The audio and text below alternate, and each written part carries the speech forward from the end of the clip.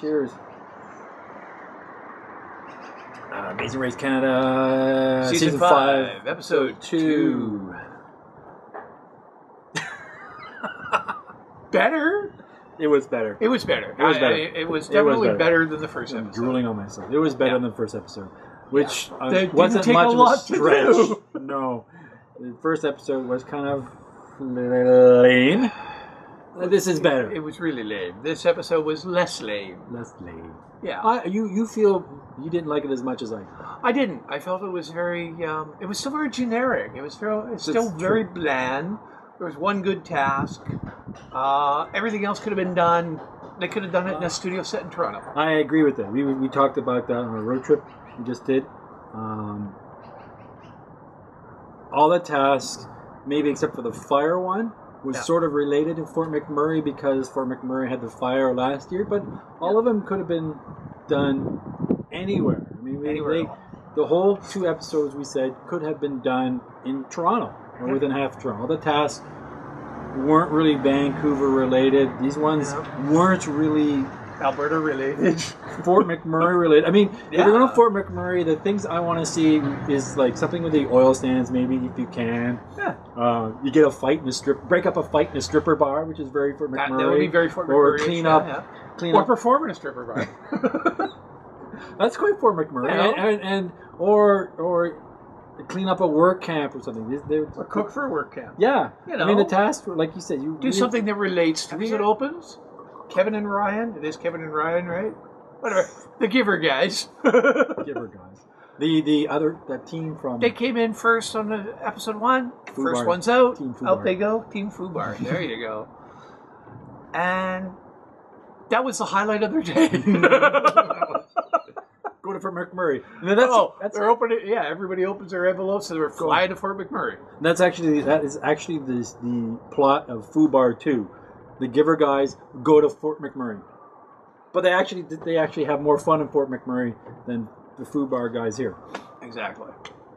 So yeah, they show up in Fort McMurray. You got to find the roadblock. So you got to find the looking balance between. You want to be the first ones out. You want to get the task, get 1, 2, and 3 tags, and they weren't all in order. They were randomized. Which is you would find a bag of 1s and a bag of 2s and a bag of 3, but you didn't know where they were throughout the course. Yeah, and then also some of those bags were express passes.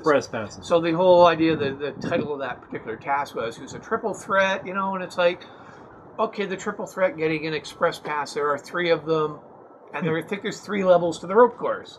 Was there? I think so. I think it looked like 3 levels to it. I was actually paying attention this time. Okay.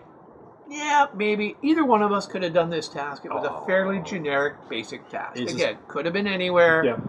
You had a couple of teams that would climb up and get there, and they'd be like, where's the number that I'm supposed to find? Not that I'm naming names, Shabir, but Shabir, yeah. Not that we're naming anybody, but where's the bag? Where's the blue bar? But the funny thing is, the first people who find an express pass are Kevin finds Kenneth. the first one. Yeah. Kenneth.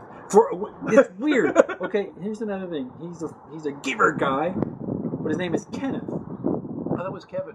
No, it's Kenneth. Are you sure? Kenneth and Ryan. Kenneth.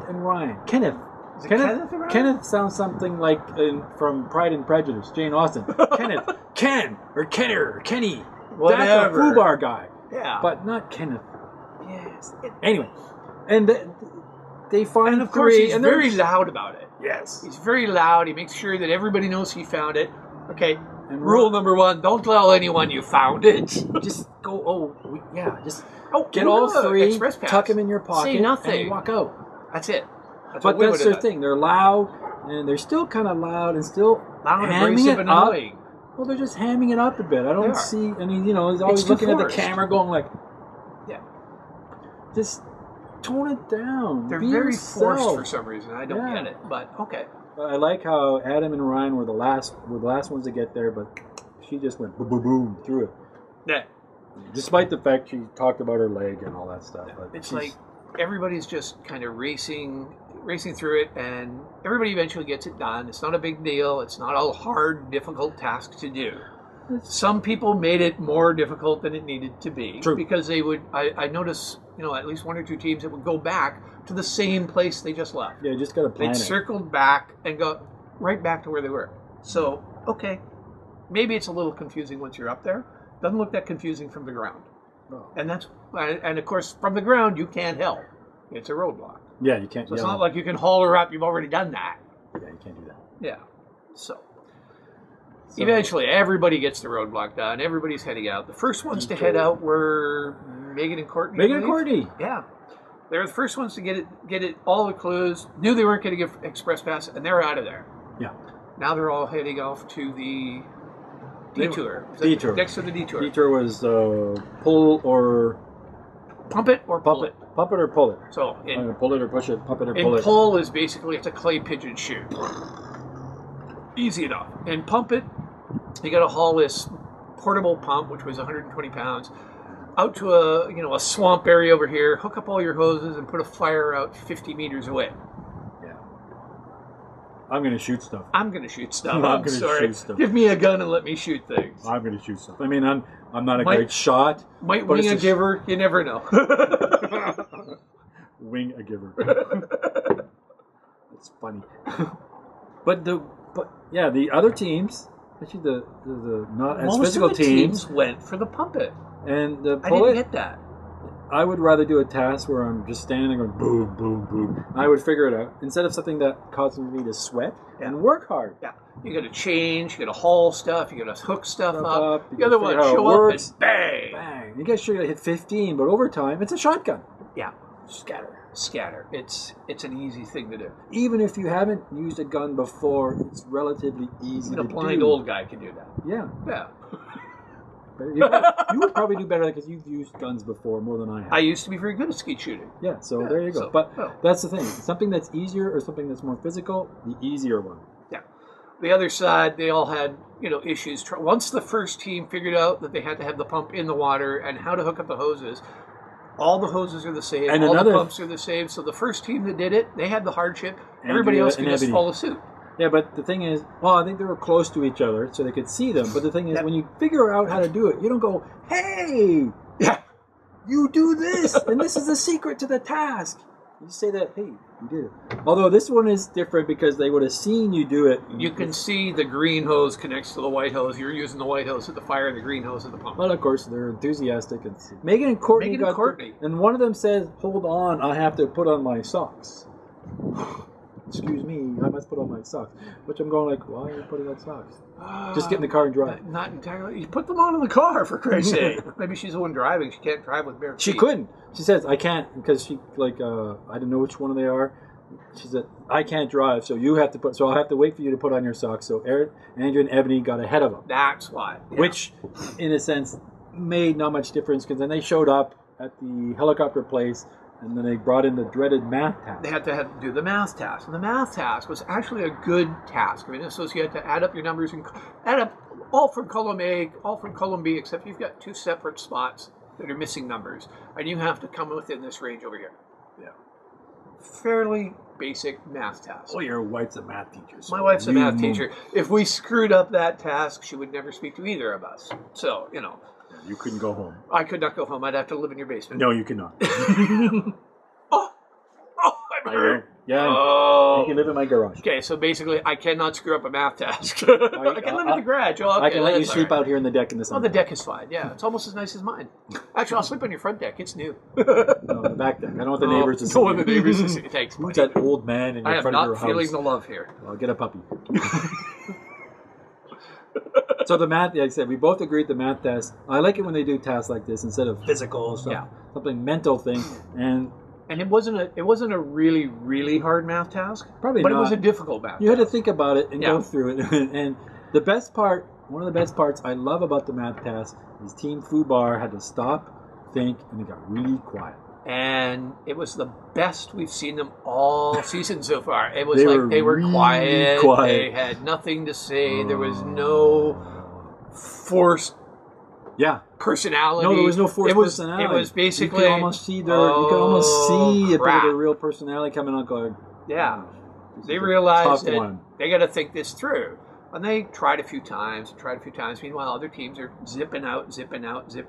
Yeah, they got it pretty quick. Megan and Courtney were pretty fast. Biotechnician? Bioengineering. Biological engineering technician. Something, yeah. Something to do with math. Yeah. I mean, she was happier than, she could ever be. This is a task for me. And I'm really glad to see that they did really well, because I figured they'd do better in the first episode, and they did so bad. Yeah. And I felt, I liked the team. Well, it's nice to see. So I'm glad that they were able to pull the whole thing around and pull everybody likes it when the team comes from last place to first place. That's always a good thing. People like that. So it's not always the same team. There's a nice balance. So that's nice when that happens. And I like it when they mix up tasks that are physical with mental. If they're all physical, it gets boring. If it's mental here and there, and it slows other people down, and it throws off your system. And then, so, of course, Megan and Courtney get the task finished first. Yep. They're racing out to the helicopter. Right after them, or shortly after them, Andrea and Ebony. They get the task. They're heading out right behind Megan and Courtney. Fubar's, trying to figure this out. Eventually, they finally decide, you know what? We could use, I think it was Ryan who says that, we could use the express pass. And the other one's like, wait. We have to give the express passes out anyway. Yeah. Why waste our express pass when we can give an express pass to get help? Yeah. That was the first bit of actual gameplay I think I've seen from them. And it was good. Really good gameplay. That was a good plan on their part. They did really well. But the thing is, whenever you have a task on Amazing Race, doesn't matter what country it is, with a helicopter. Whatever order you get on the helicopter, doesn't matter what happens next. That team is going to be. That's going to be the order. That's going to be the order. Yeah. If so, Megan and Courtney were first on the helicopter. There's no doubt in my mind. They're going to be team number one because the helicopter has to land. Let them out, take off before the next one can land, and the next one has to land too, and they have to keep distance from each other. So it looks like they're close, but they're actually probably 5-10 minutes behind. Mm-hmm. So now you still got to get to the golf course and find John on the golf course on the 16th hole, but plenty of time. Yeah. So you would have to trip getting out of the helicopter to delay to get their head caught off by the rotors for the other team to pass you. And then we wouldn't have seen that, and there wouldn't be a season anyway. Yeah, it would just end. Yeah. So there was no drama on who was going to come in first, and even at the end, whoever got on that helicopter first was going to be the second last team. Whoever got last was going to be gone. So the first team was Megan and Courtney, followed by Andrea and Ebony. The last two teams, we're not going to go through the order of everybody else. The last two teams was, I believe, Court Ivana and Dan and Rhea. Better episode? Still not a great episode. We're grumpy. And how does that change? I don't think we're grumpy. I think we're critical. We know. We know that this. We know Amazing Race Canada can do better. Yes, we do. We know they can. We've seen it. We've seen you've done a lot better. Last year was great. Yeah. Let's do that. Let's do better. And we saw Amazing Race season 29, which was incredible. We saw 2 seasons of Amazing Race Canada, season 4 and season 29, which were great. And we got really good seasons. And we got this one, and it's starting out, and it's not incredible. Hopefully, not amazing. Yeah. Step it up, guys. Not yet. I hope so. Because, season 6, we could be running it. So, we'd like it to be a good race. Well, regardless of whether we're on it or not, I want to see a season 6. So do I want to see a bad season and then it be canceled like Big Brother Canada was. No, nobody wants to see that. No, regardless of whether we're on, we want a season 6, we want a season 7, we want a season 8, and we want it to be exciting. It's a great series, and it has great potential. Let's not screw it up. Yes. So there's our review of episode 2, season 5, Amazing Race Canada. Oh, I should talk about the shirt. Oh, yeah, we have. No, wait, I knocked up. They don't have their website up. Too bad. Julie and Lowell, put your website up because people can buy this shirt from Julie and Lowell from last season. Yeah, but there's no website. We know a web guy, so I can't put anything here saying buy at this something. Well, we'll work on that. Yeah. Well, he is blind. Cheers. She's not. He would laugh.